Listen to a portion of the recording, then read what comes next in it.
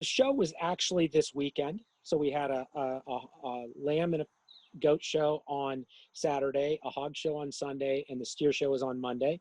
Limited to the kids and their immediate family, and to work with all the COVID restrictions. But then all of the animals were placed just like we normally would.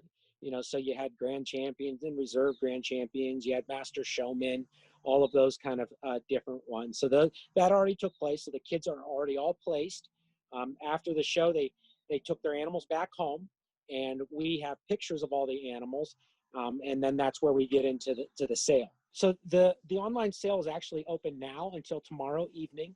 It's at bwfinaldrive.com, and it's pretty easy you can go on, you can register to be a bidder, and you can go ahead and bid on an animal. So whether you want to choose a specific kid as animal that you want to bid on, or you want to bid on the grand champion, or you want to goat or lamb, you can choose any of those kind of things as you're looking, and you place your bid. And so bid increments, are either 25, 50, or 100, and at the end of the sale,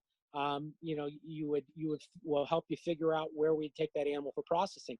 One of the things that's kind of unique, because at a live auction you get to bid against people, and so it goes back and forth and up and down. We kind of have that, but it's a little bit different in the fact that we're doing what's called a racehorse finish. So essentially what it is that the auction won't end until everybody has been satisfied with their final bid. So if you bid on an animal and then all of a sudden I outbid you, you can go back and rebid against me, or go choose another animal to bid on until everybody is pretty much satisfied. The bidding will go on from 6 o'clock until everybody is satisfied, and there's basically no action for 5 minutes. Some of these kids have been working on their projects for a year or more. I know kids that they have a calf that was actually born at their farm, and they've raised that calf up into a steer that weighs 1,200 pounds now, over 18 months, feeding and working with them, managing their feed program, fitting them out, and managing their skin and their hair coat, and bathing them, exercising them, training them to show. So you have kids that's been, depending on the project, 18 months down to as low as 6 months that they've been working with these animals.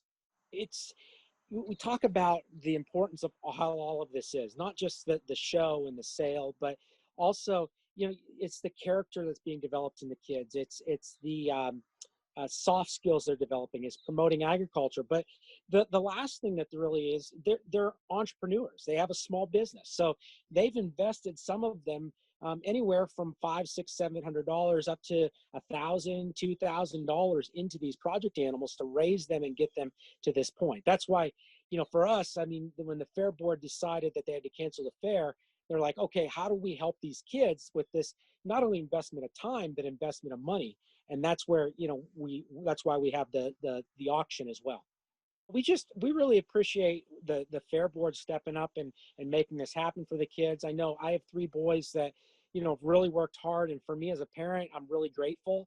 Not only because of the fair board doing this, but it brings some normality back to the kids' lives with everything that's been going on.